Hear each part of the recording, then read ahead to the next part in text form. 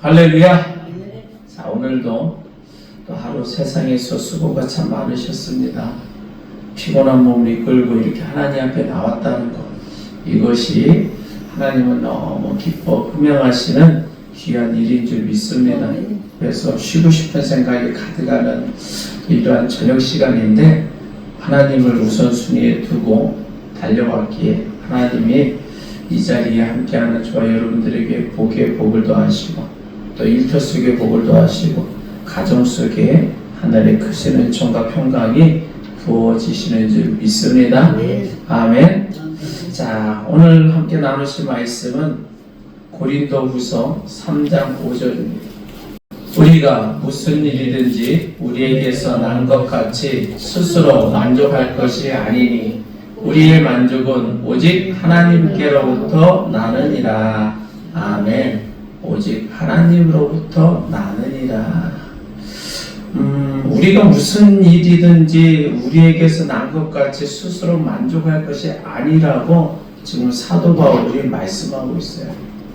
자, 세상에는 참 많은 일이 있어요.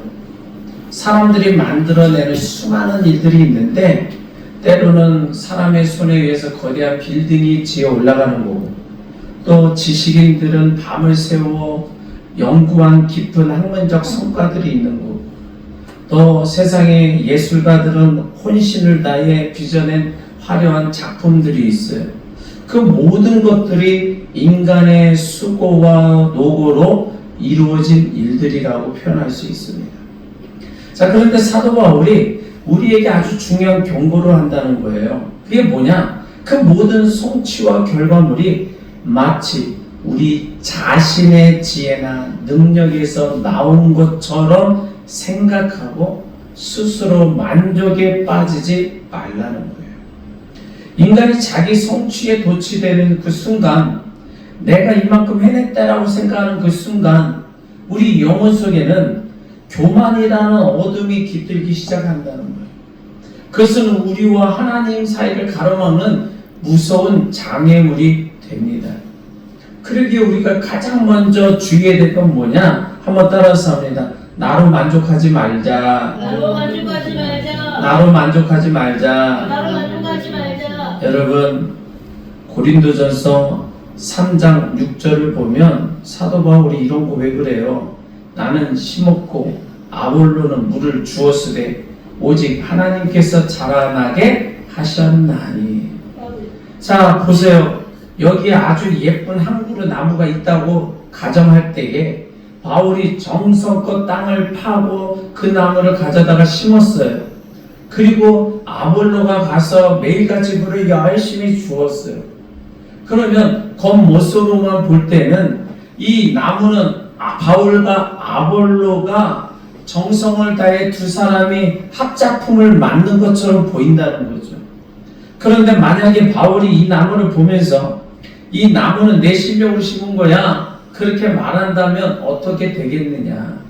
또 아볼로가 꽃이 피는 것을 보고 이것은 내가 매일같이 물을 얼마나 정성껏 줬기 때문에 이런 꽃이 피는 거야, 나의 작품이지, 그렇게 주장한다면 어떻겠느냐. 아마도 서로 다툼이 일어날 거예요. 또 반대로 두 사람이 손을 붙잡고 우리가 이 대단한 정원을 만들었어, 이 나무를 봐, 우리의 지혜가 대단하지 않아, 야, 이 나무 울창하게 잘 자라구나 하고 있네, 그래서 자기들끼리 만족에 빠져 있다면 그것은 본질을 완전히 놓치는 것이다 라는 겁니다. 여러분, 나무를 심을 수 있는 땅을 누가 만드셨느냐라는 거예요.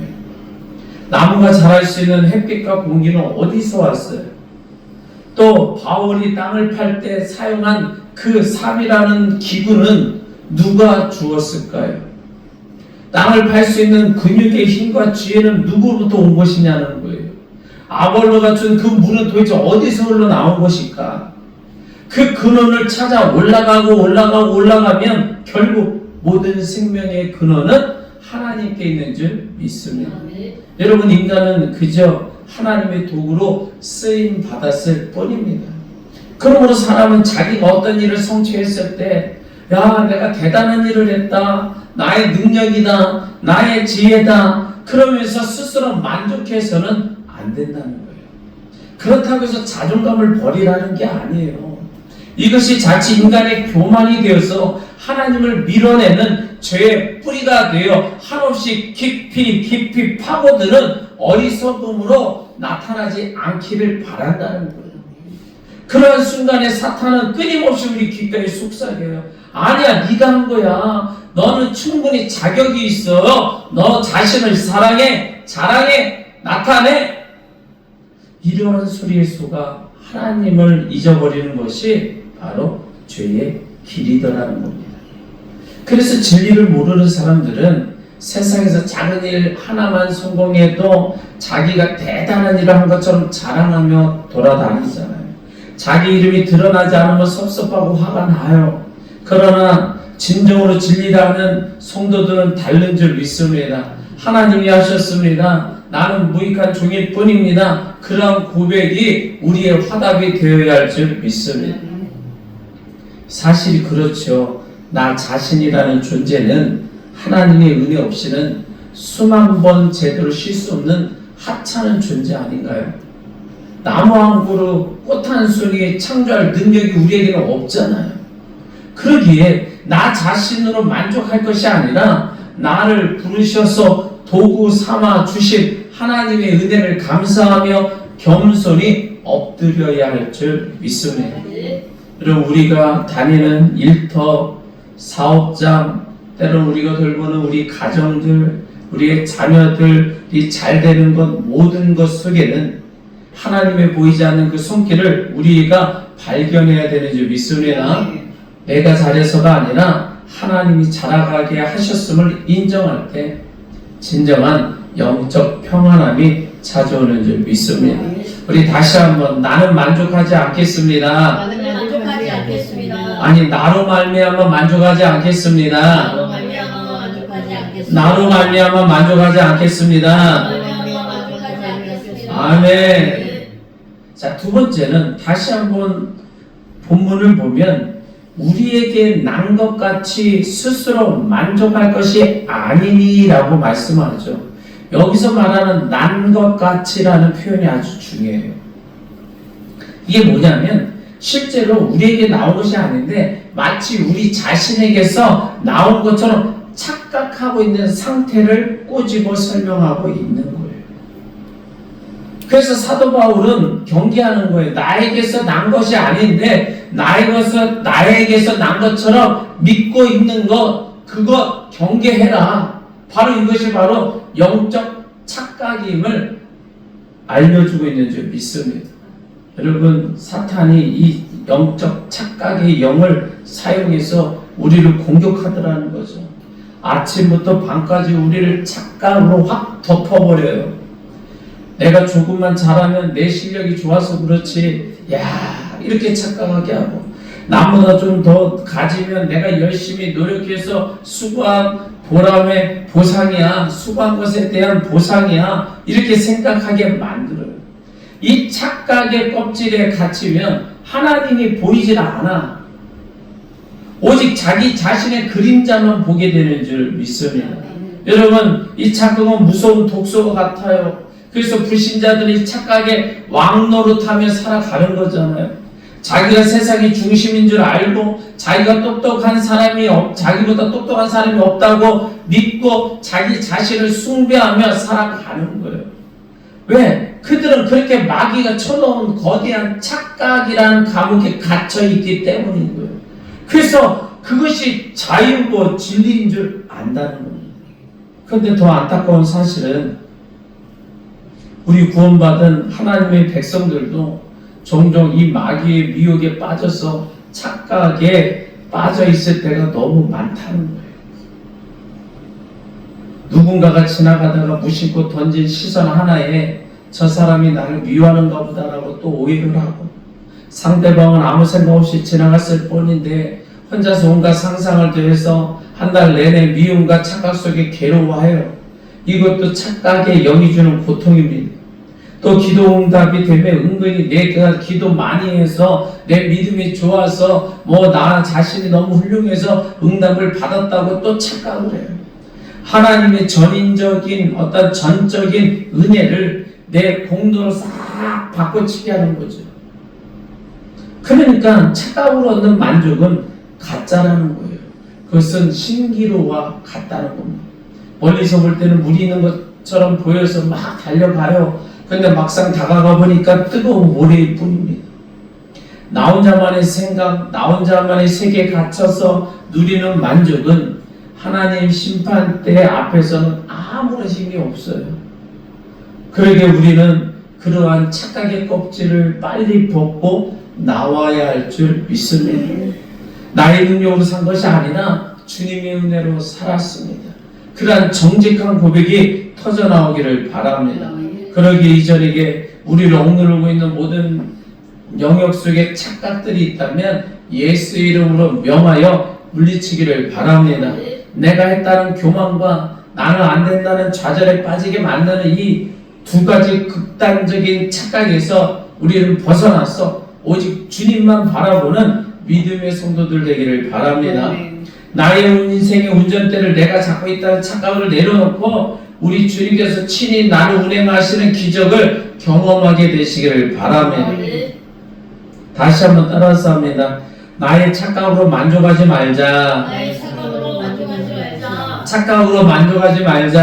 착각으로 만족하지 말자. 아멘. 자, 그러면 우리는 무엇으로 만족하며 살아야 하겠느냐라는 거예요. 본문 하반절에 명확한 해답을 제시해요. 자, 고린도후서 3장 5절을 한번 읽어봐요. 우리가 무슨 일이든지 우리에게서 난 것 같이 스스로 만족할 것이 아니니 우리의 만족은 오직 하나님으로부터 나느니라. 우리의 만족은 어디서 나온다고요? 오직 하나님으로부터 나느니라. 인간이 오직 하나님으로부터 오는 것만으로만 진정한 만족을 누릴 수 있도록 창조된 존재라는 거예요. 물고기가 물속에서만 만족할 수 있는 것처럼 우리의 영혼은요, 창조주 하나님 안에서 참된 쉼을 얻을 수 있는 줄 믿습니다. 나라는 존재는 너무나 연약하고 부족하고 나 스스로 만족시킬 수 없어요. 아무리 맛있는 것을 먹고 좋은 집에 살고 또 높은 자리까지 올라가는 성공이라는 삶을 산다 할지라도 우리의 영혼 깊은 속에는 공허함이 채워지지 않더라는 거예요. 왜 그러느냐? 그 만족의 근원이 하나님이 아니기 때문입니다. 세상의 것들로는 영혼의 허기를 달랠 수가 없더라는 겁니다. 그래서 하나님 우리에게 은혜를 베푸실 때 두 가지 단계로 주시더라고요. 첫 번째 단계는 뭐냐? 1차적 은혜예요. 이것은 하나님이 세상 모든 사람에 골고루 주신 일반적인 은혜, 보편적인 은혜를 말을 해요. 우리가 마시는 물과 공기, 밟고 서 있는 이 땅, 그리고 농부의 수고로 통해 얻어지는 곡식과 열매들을 말을 해요. 이것들이 없으면 우리는 단 하루도 살 수가 없잖아요. 그런데 이 1차적인 은혜는 우리 인간만 누리는 게 아닙니다. 보세요. 길거리에 구석구석 돌아다니는 들고양이들도 또 개미들조차 하나님이 주신 물을 마시고 공기를 호흡해야 살잖아요. 저 산속에 있는 사자도 멧돼지도 코끼리도 하나님이 자라게 하신 나무 열매를 먹고 사는 거예요. 짐승들도 이 1차적인 은혜 안에서 만족하며 살아가는 것이 하나님의 창조 질서예요. 그런데 불신자들이 바로 이 지점에 머물러 있다는 거예요. 짐승들이 먹는 것과 똑같은 것을 먹고 마시면서 야, 내 창고에 먹을 것이 많으니 나는 이제 걱정할 것이 없다, 만족한다라고 말하면서 살아가요. 그러나 영생을 사모하는 마음을 가진 인간에게는 그것만으로 채워지지 않는 거대한 구멍이 있다는 것을 알아요. 그리고 그 구멍 오직 살아 역사하시는 하나님만이 채울 수 있음을 알게 되는 줄 믿습니다. 그래서 하나님을 믿는 자들에게는 2차적인 은혜를 하나님 준비하셨어요. 그게 좀 특별한 은혜예요. 바로 예수 그리스도의 십자가를 통한 죄사함의 은혜인 줄 믿습니다. 우리를 옥죄던 마귀의 권세를 깨트려 주시고 영원한 생명을 주시고 또 저 찬란한 천국을 기업으로 주시는 은혜를 말을 해요. 이 은혜 가운데 있는 자에게 하나님은 때로는 병든 몸을 치료하시고 또 상한 마음을 위로하시며 인생의 참된 목적을 가르쳐 주시는 특별한 은혜를 받을 때에 인간이 비로소 이제 정말 만족합니다 라고 고백하게 되더라는 거예요. 그러기에 인간의 진정한 만족은 하나님께로부터만 흘러나오는 줄 믿습니다. 세상의 돈이나 명예는 잠시 잠깐의 즐거움을 줄 수 있어요. 그러나 영원한 만족을 줄 수 없다는 거예요. 그것은 마치 바닷물을 마시는 것과 같아서 맛있어 목이 말라요.